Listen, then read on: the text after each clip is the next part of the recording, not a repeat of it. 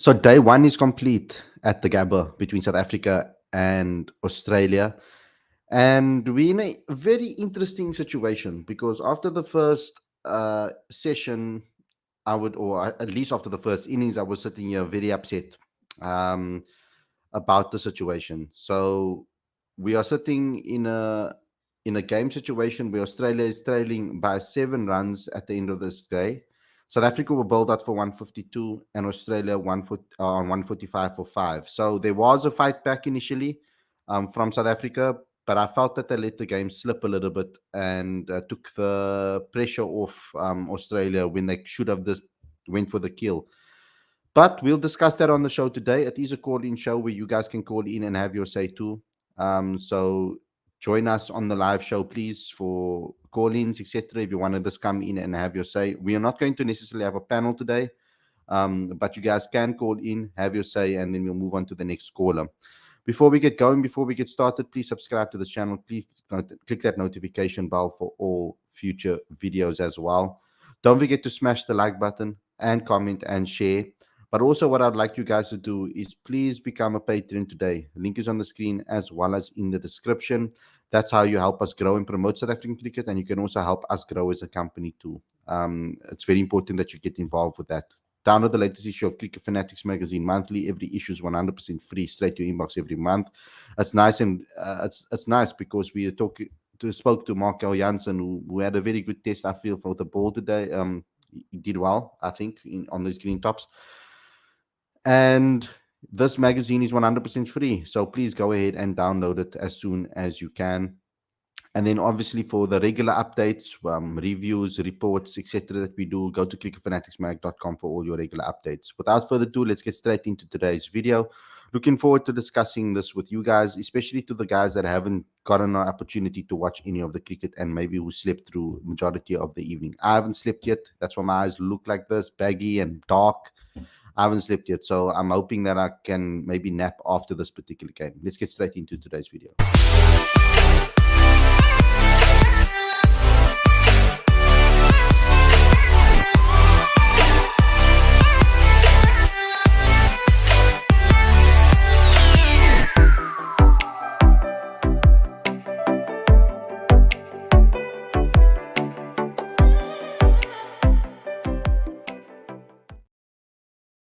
Very good afternoon and welcome, or morning, and welcome to Cricket Fanatics Magazine. This is your daily show, your review show. I'm your host, Khalid, and this is the show where we talk about everything that has to do with day one on the first test between South Africa and Australia.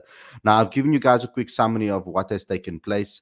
At the moment, what we need to know, the main things, is that South Africa were bowled out for 152. It was a terrible batting performance from a lot of our batters, I feel, in my opinion, because I don't think they showed the patience and the caution that they should have on this green top. There were a couple of deliveries that they could have left that they actually went after and lost the wicket, particularly Dean Elgar and Rassie van der Dussen. Yes, Rassie got a very good delivery, but I still feel he could have left it. It was way above the stumps. Dean Elgar playing down leg as well, chasing a ball down leg that is so high, waist height, almost chest height, almost, and trying to play down leg was a stupid move as well, in my opinion. And then we also had Sarel Evje, who did the hard yards to stick in there for 37 balls, and then a silly shot to nick off. And then Kaya Zonder getting a duck. I mean, for me personally, it wasn't a massive surprise. If you continuously pick players that don't convert in domestic level, the chances of them converting in that international level is slim, in my opinion. You're taking a massive risk in that, in my opinion, when it comes to selecting players that can bat in any conditions, at any pressure, etc. So I always said, and I've always believed, that the youngsters should be the main thing that we should focus on, because at least then you are risking, yes, but they're going to learn a lot more from that risk. There's maybe some techniques that they can learn. There's some extra mental strength techniques that they can learn.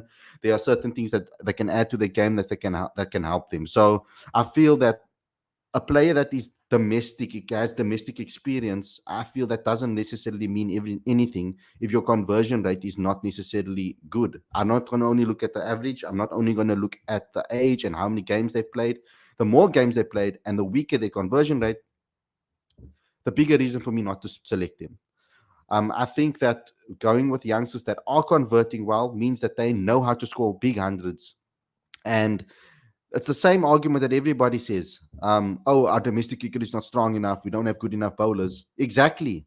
We don't have world class bowlers in every single team. And yet these players can't convert. So what does that tell you? When they face Stark, when they face Halewood, when they face Bowland or Boland, I will say Boland, but it's Bowland. If when you face that guys, etc., Hazelwood, all of these guys, Pat Cummings, it's a whole different ball game. So if you think that you're going to be able to score, convert suddenly, all of a sudden, by God's will, that you're going to suddenly convert, I'm going to go with what's more possible rather than what's probable. That's just me personally. But let's get the callers on the screen. I just want to say quickly that there was some good bowling, obviously, from Mitchell Stark up front. I think as well as our bowlers, they did well to get a good start, but I felt that they took their foot off the pedal a little bit. They lost a little bit of intensity, and that's where Australia got back into the game. But 5 down, I think Travis Head is the wicket we need to get. Of course, everybody's going to say that. That's the obvious thing. He batted pretty well, but but it was very good that we got Smith out early. So this is the part where you guys get to call in and have your say on the show. The first call on the show is Nazir. Welcome to the show, Nazir. What would you like to say, brother? How's it? Yeah, no, I just think that the batting, are they ever going to step up? Is our batters going to step up? I feel like the games we do win is because of our bowlers. It's really disappointing to see all the talk by Dean Alga and Rasi, and then they come there and the batting is just the same old that we used to. I can't blame Timber because he's been our best test batsman in the last 2 years. But I need him to, if we ever going to be a decent test side, we need him to convert what he starts. Getting 30s is okay, but it's not going to win you many series. So I wanted Timber to score 100 or at least big 60, 70. It's just really disappointing to see the batsman not performing yet again. Were you surprised by the way Australia collapsed up top? Yeah, I'm not surprised because our bowlers are that good. As I said it yesterday, when I think our bowlers can take 20 wickets against any team on any pitch. So I'm not surprised about that. David Warner has been off form, but we did bowl well at the start, and then the bowlers kind of looked lost for a while, which I mean, it happens. You can't expect the bowlers to be perfect for every over that they bowl. But when the batsman posts 150, he, every ball has to be perfect. I mean, like Nortje ball, he's got a few wickets, but he was expensive. And when you're expensive and the score we get is 150, it's an issue. Even though you can't blame him because he took wickets, but yeah, it's the batting. The batting is the issue, and for me, I think the game is too far gone. Those last two wickets at the end, I actually put the TV off before then, but I feel like the test is too far gone now. I think Australia, if they score another 60, 70 runs, I don't think we can get a decent lead to win the game.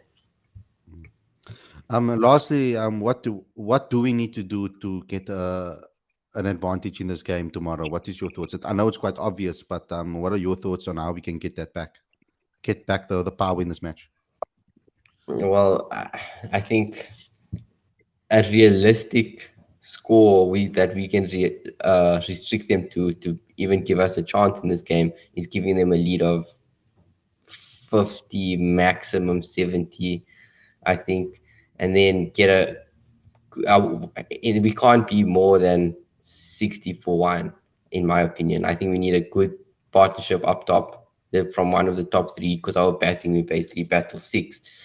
So we need a good opening partnership and get us, yeah, our bowlers can do a job on day four if it gets there, but the batsmen need to step up again, as I said before. Ken Azir, thanks a lot for calling in.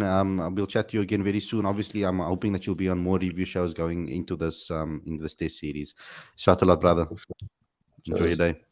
Cheers. Okay, cool, awesome. We'll go on to the next caller. We've got Stuart Judge with us. Welcome to the show, brother. What would you like to say?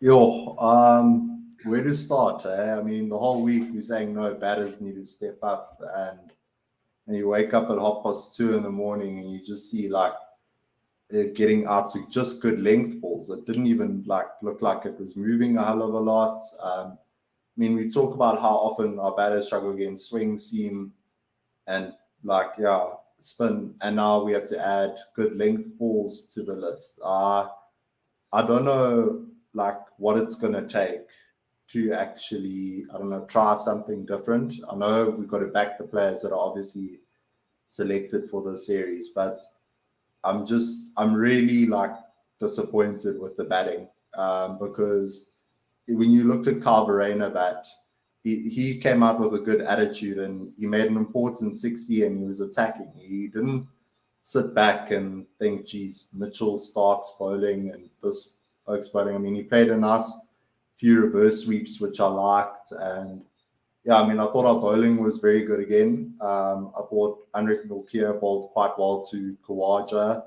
I missed the first wicket where Warner got caught, but I was very, very happy with the bowling. But I agree with Nazir. I think the game's too far gone at this stage. We're going to have to bat very well in the second innings and bowl very well. But yeah, I don't know what we're going to where we're going to go from here. Yeah, the David Warner wicket was very similar to Boland's wicket at the end with KG. So it was a very similar type of delivery. I'm a little bit concerned. I want to ask you your thoughts on this about KG. I feel like he what I always used to compliment him about was the fact that he could keep intensity at a high level throughout.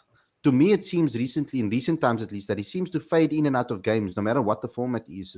Have you been picking that up, or am I just delusional? No, I think you definitely have a good point there. And I think it's purely like if you watch that video with him and Cummins, when they did that Q&A video, he alluded to the amounts of cricket that, is being played and throughout the year. And I think it's only natural that, guys playing IPL and all these franchise tournaments as well, and going and playing international cricket, they're not always going to be performing at the same standard. So that's where I know a lot of people disagree with me, but I think someone like Gerald Coetzee, who hasn't had that workload, maybe could be valuable coming into the squad and maybe lifting the intensity, because Marco Jansen, who hasn't played the same amounts of games, has obviously got an inform, but he's bowling quite well. His pace is consistently there. And I mean, yeah, it is a bit concerning, but I think he did show some good signs towards the end of the day when he got, I think it was Boland he got out caught behind, if I'm not mistaken. Boland, as you're saying. But yeah. Yeah, I'm just kidding over there. It's obviously he's Boland, Poland, or whatever they want to pronounce it. Your final thoughts? Your final thoughts to it? Yeah, I don't know, Zondo. I didn't expect him to be selected today, if I'm honest with you.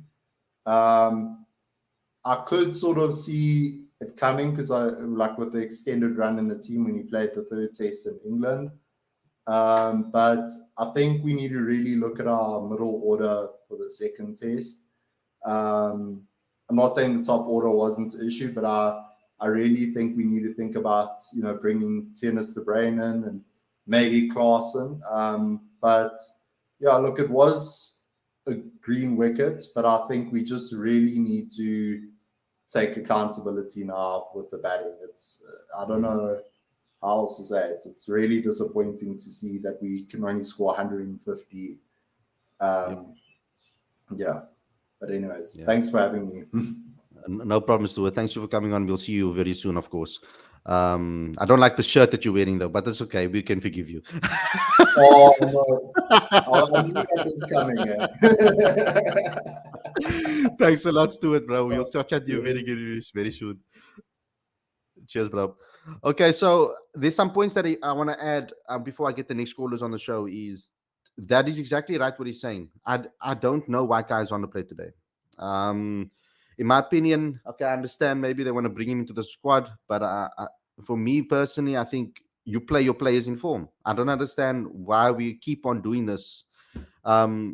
These players that are getting selected, in my opinion, the experience factor to that way outweighs everything is total bull for me, because I believe that these players, I don't think, deserve the privilege of having a safe spot in the team, especially particularly our batters. Our bowlers, I feel, can get that privilege, but I don't think our batters have earned that privilege to have a safe spot in the team. They should constantly be looking over their shoulder, in my opinion, because nobody in this top six has performed regularly other than Temba Bavuma ultimately, Dean Alga as well over the last 2 3 years, maybe, if you're going to talk about it from that perspective. But the rest haven't really come to the party. Calvin did really excellent today, and he showed people how to bat. He batted with attacking intent. He left the bad deliveries. Yes, he got a little bit lucky with the running between the wicket. There was some nervousness, but I like the approach from the two of them. That's the approach that we want from the top order. We can't constantly be playing with this nervousness in them, and that's how it looks. It doesn't look like they are confident. They look like they're nervous. They are playing so defensive, almost like uh, who was the team Poland? They played in the World Cup. It's literally like that. That's what I'm seeing from the top order. So not only is it taking accountability, I think that's the main thing. They need to take accountability, because every single time there's an excuse. Oh no, we don't know how to play seam. Oh no, we don't know how to play spin. Oh no, the wicket was tough. No, you need to find a way on how to toughen through that. It's very important. But also, it's not that our domestic cricket is weak, in my opinion. It's more that we pick the wrong players from domestic cricket. When you have bowling attacks that are world class, for example, Western Province's bowling attack is pretty good, and Knights' bowling attack is very good. When you are facing them, and the batters that are doing well against them in 4-day cricket, those batters need to be looked at if they've been consistent over the last 3 years. I think that conversion rate is more important than average at the moment with regards to the situation, because if you have a good conversion rate, automatically your average will be good. That's why I say conversion rate is so important. So let's move on to the next caller. We've got Bakar with us. Welcome to the show, brother. What would you like to say? Yeah, hello, Khalid. How's it, bro? Welcome back, bro. Yeah, What's your thoughts? yeah, my thoughts are like it's really common. It's always gonna be our bowlers who's gonna step up. None of our batters have that confidence to step up and like scoring good, other than Kyle Varina today. But when was the last time our batters just really dominated in the match? Like played like Smith, like Kohli. When was the last time? I don't remember. I can't remember either, bro. I think the last time we had a relatively good batting performance was against India and South Africa, the last series that we played against India, I think. Yeah. Another point I want to point out that Zondo over De Bruyne. Like really? Then what was the significance of that warm-up match you played? De Bruyne scored a decent 88. Zondo did nothing. What was the Hmm. significance of that? I don't And really understand the selection. I also don't get it, because it doesn't have anything to do with, in my opinion, on transformation, because we met the Black African quota within this team. So I guess because there is the extra Black African batter that they played, it does meet up all the color requirements, because then we have Temba Bavuma, Kai Zondo, uh, Kaji Rabada, and Lungingiri all there, plus Keshav Maharaj. That's five. So I don't know if they thought about that, but from what Dean Alger has said, they want to how can I say, reward experience in domestic cricket, which doesn't make logical sense to me, It because doesn't make sense, yeah. it doesn't make sense to me, because I mean, you can play 100 games and be average, and that's my point. And I think they need to look for characteristics that will help our players mentally, because there's a mental issue in this team. And also, the best chance for someone to do well is if you pick the guys that are in form. Calvin brought his form from the domestic scene into this particular series, did well in the warm up games, and now again in the match where it counted. So we can see that obviously plays a role. Form plays a role. I know that the Bailey brothers have been speaking about it on our show in the live chat for a very long time, that we need to pick on form. We've got informed batters on the bench that scored almost 300, and also a couple of half centuries, and 100 people that are informed that are sitting on the bench. So I don't think that Zondo deserved to start, but it is what it is. Hopefully he can do better in the second innings. Any other thoughts that you want to say before you leave, Bakar? Yeah, I'm a bit concerned about Lungi and Giri. He looked a bit wayward today. I don't know if you guys noticed that, but he was just all around there. Yeah, he didn't look as dangerous as he normally looks. He normally traps people quite well in the crease and makes them struggle for runs. Yes, okay, he had an economy of 342, 24 runs scored, 7 overs, but it didn't look like he was going to take wickets at any point. So I agree with you on that one. Your final thoughts, Parker? Yeah, I just hope that they come to the party the next day and we will get some wickets early on, and that's the hope. Yeah, and our batters always gonna Mhm. be batters in the framework. Yeah. Like I really honestly think we need to rethink the way we select our batters. It Yeah, has to exactly. be there has to be a focus on youth as well, and not only just youth. It's not an age versus youth thing. It's youth and conversion rate. I think both. If our youngsters are performing and converting at the domestic level, that's their best chance to be able to have a chance in an international level. You preparing your players the best possible way. But thanks a lot, Kambaka, for coming on the show. We'll chat to you very, very, very soon. So there's a lot of things that are there to be spoken about. But Lungi, yeah, he hasn't been good. I mean, and it's also quite a shame to see when you see Ryan Rickleton perform the way he has been, and that he hasn't been selected. We obviously have the full story on the channel, exclusive interview with Ryan expressing his thoughts on how he's feeling. So please go look at that as well. But when you have form players in the squad, that's what concerns me, because you go and you look at the wicket, you can see that it's a green top. You know that you have to apply yourself well on a wicket like that, because if they hit the right areas, it's going to be very difficult because of the pace and the carry. So play your players that are most informed first. I think that should be the scenario when you're going to pick your team. Okay, yes, your openers, and then the rest you pick on form, and that's what had to be very, very important. Unfortunately, yeah, I feel that our selection policy is a bit wayward when it comes to picking batters in this country, I feel. Okay, so Al, welcome to the show, brother. What would you like to say? Hi, Khalid. How are you? Well, it was I'm a very pretty good. Just disappointing day. tired, bro. I'm just tired, bro. Yeah, me too. I didn't sleep at all.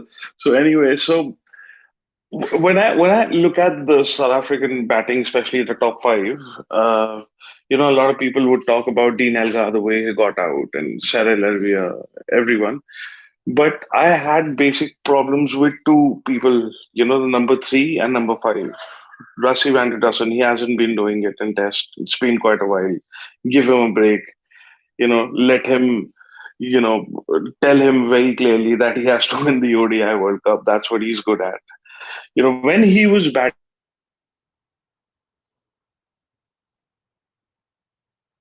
he was doing well.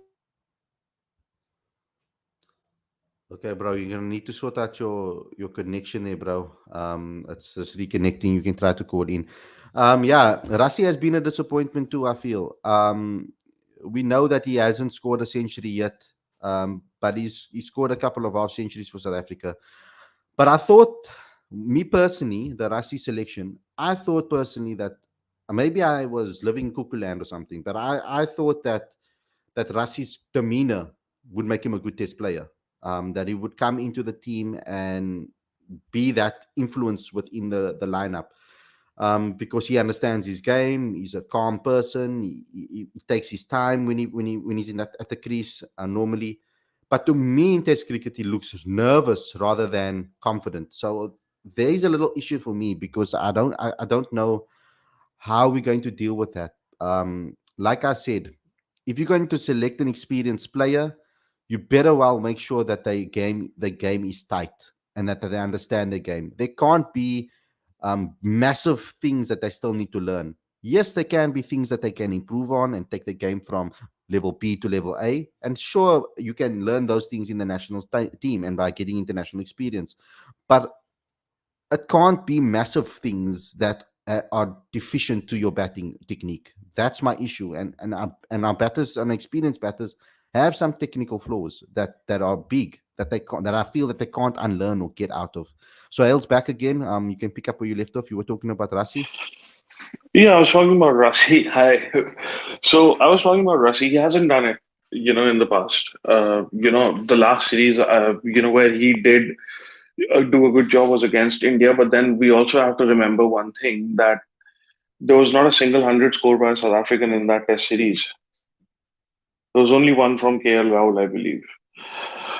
Another thing is about Khaya Zondo. He looks like a survivor. He might be a good batsman somewhere deep And down Rishabh in his heart. and Rishabh Pant. Yes, Sorry, just to and Rishabh Pant. Yeah, yeah. absolutely. And Khaya Zondo might be a good batsman. He might have a decent technique, etc. But he does not come across as someone who is a number five. Number five, especially in Australia, you have to be someone who can play fire with fire, like Travis Head did today. He turned the game on its head. Absolutely. So we basically need a number five. I would agree with Bucker as well. Dennis O'Brien, he was doing well. He is a stroke maker. He's assured of himself. If you are letting people like Boland and um, Pat Cummins ball at you because they know that you're not going to come after them, it will hurt you.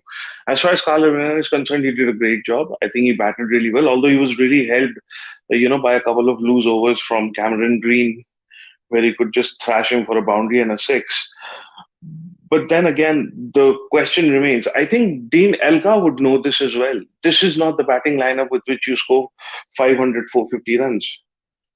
But it's about having the right kind of expectation that, okay, fine, okay, I've got a team. This batting lineup is not going to score 450, 500.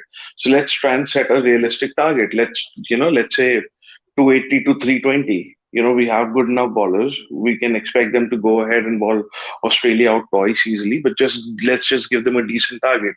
For that, what kind of team do we need? We need a solid number three. The top order has to somehow survive in Australia for the first 15 to 20 overs. Somehow they have to do it. They should better do it in the second innings. Otherwise we are in deep, deep trouble. And about Lungi Ngidi, correct me if I'm wrong, he did lose out on at least 10 kilometers per hour of pace over the years. If a bowler loses his pace over the years, then the expectation is that what he will gain out of it would be immaculate line and length. And after Mhm. 2 overs, Lungi Ngidi started to look really tired as he was walking back to his mark for some reason. So I understand even Pat Cummins was having issues, controlling his line and length and being able to hit that perfect spot in his first 2 or 3 overs. But he did bounce back. It never happened with Lungi. He was looking way off the mark. He wasn't looking threatening at all. And another thing was that the introduction of Keshav Maharaj at a time where Australia was beginning to take the game away from South Mm. Africa. Yeah. The thing is that one thing that we have seen, over the last few years is that if you have one spinner in your side and if you're playing against Australia, Australia is going to make sure that they go after him. And that was the time when South Africa could not afford to give away those 20, 25 odd extra runs quickly. And that's what happened, and especially when there was an aggressive left hand on the crease. Travis Head. It's not like Steve Smith had great success. It's not like Steve Smith was scoring quickly against Keshav Maharaj. This was actually Travis Head. And understandably so, left arm off spinner against a left handed batsman. So he did thrash him. So the momentum basically started to shift. It went into fourth gear for Australia from there. And then after 2 overs, I believe he was removed. So, these are the few things that, I did not understand. I think South Africa bounced back pretty well. I don't think South Africa can afford a leave of more than 40 to 50 runs because, that will be very difficult to come back from. And another thing is that if South Africa goes into bat. I'm thinking that they will go into bat somewhere towards lunch, or I believe most probably after lunch tomorrow. They Mm. have to somehow make sure that they survive the first 15, 16 overs, even if Yeah. they go at 2.5 runs an over. Runs come quickly once you get your eye in. Travis Head and Steve Smith proved it. They were scoring at one point at 8 runs an over. Uh, Before that, Kyle Verena proved it along with Temba Bavuma. Temba Bavuma played a few really aggressive shots through cover. He smashed, I believe, Mitchell Stark through cover of the Mm. back foot. So it is possible. It is doable. The idea is that when 20 overs are done with, you've seen off the new ball, the bowlers are relatively tired. You're at 50 for one max. You cannot be two, you cannot be three, because Khaya Zondo is not going to score 150 for you. Realistic expectations. I'm not going after other batters because, yeah, we know what Temba can deliver, but he's in the side. We know what Dean can deliver, but he's in the side. It's about the people like Rassi van Dussen and Khaya Zondo.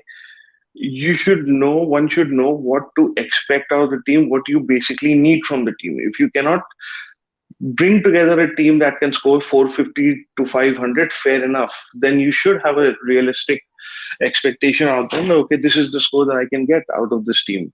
Let's try and Mm. achieve that first. And what is the way forward?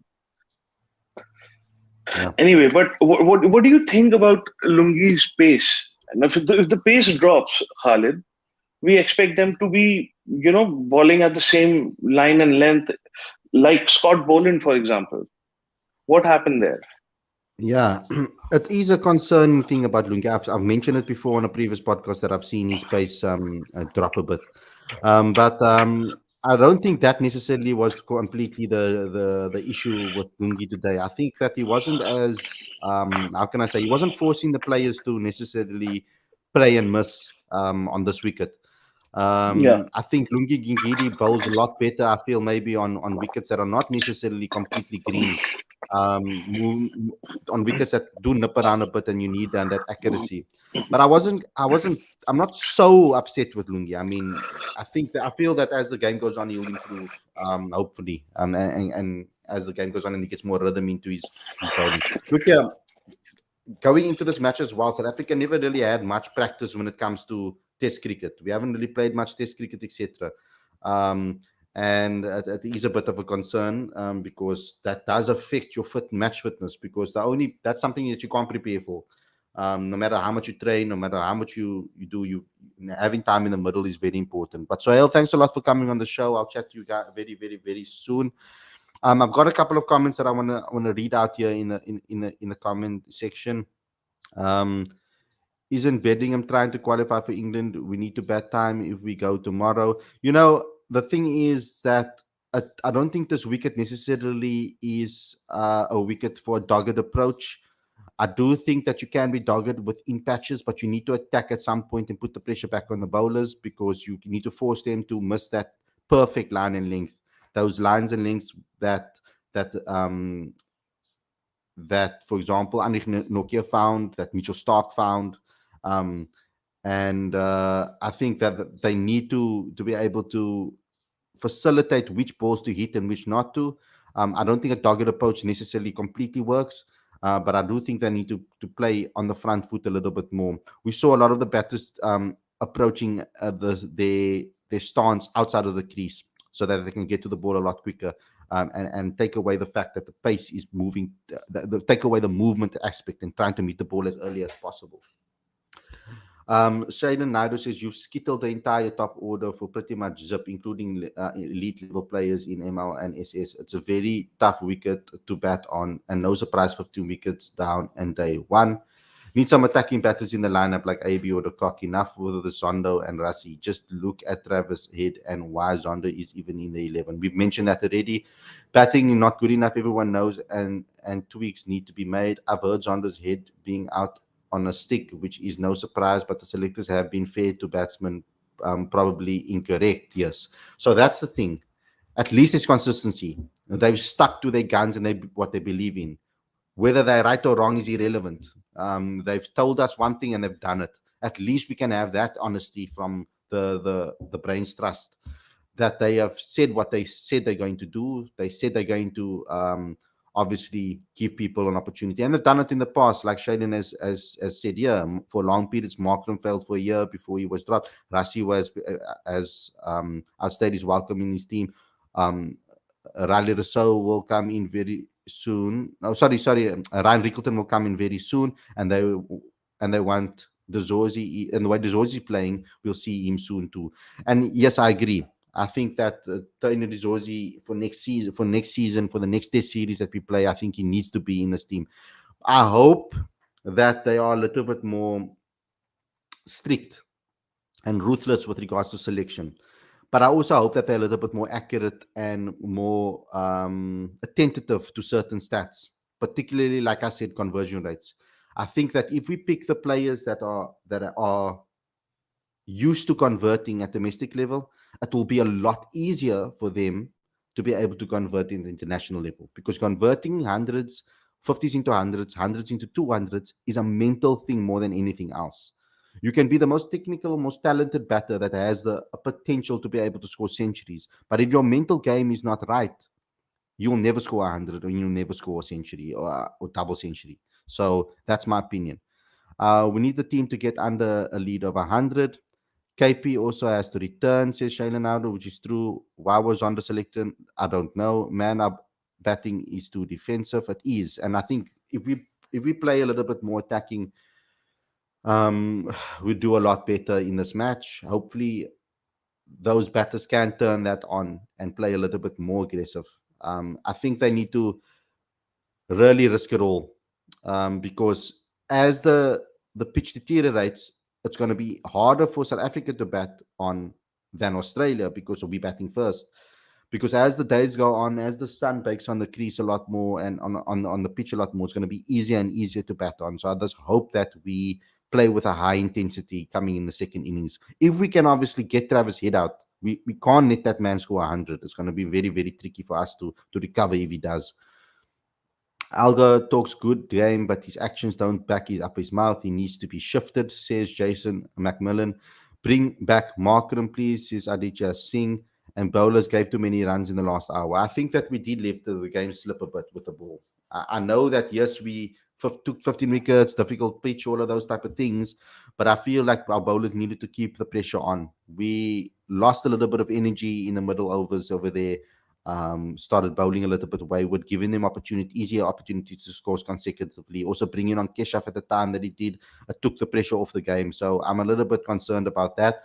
But let's hope that these boys can bounce back tomorrow. Let's hope that the boys can do well tomorrow and continue the pressure that they have found and be a little bit more consistent with that pressure throughout this game. To all the guys out there, welcome. Thank you for tuning in. I hope you guys enjoyed this episode. Thank you to everybody that is tuned in and had your say. Please smash the like button, comment, share, subscribe, and click the notification bell for all future videos. Download the latest issue of Cricket Fanatics magazine monthly. Every issue is 100% free, straight to your inbox every month. The link is on the screen as well as in the description. If you want to help us grow and promote South African cricket, please become a patron today. The link is on the screen as well as in the description. You can also help us build our business as well, equipment and all sorts of things that we want to try and build in the future. We want to set up certain programs to help young journalists get through as well and try to find a career path in this industry as well. So it's very, very cool if you guys can join our Patreon account. Like, comment, and share, please. And also go to cricketfanaticsmag.com for all your reviews, your reports, etc. Please go ahead and go to cricketfanaticsmag.com. Thanks a lot, everybody, for tuning in. I hope you guys enjoyed this episode, and I'll see you guys again tomorrow for another morning review show. Stay safe, get some rest, guys. Enjoy your weekend, and I'll see you guys very soon. Peace out.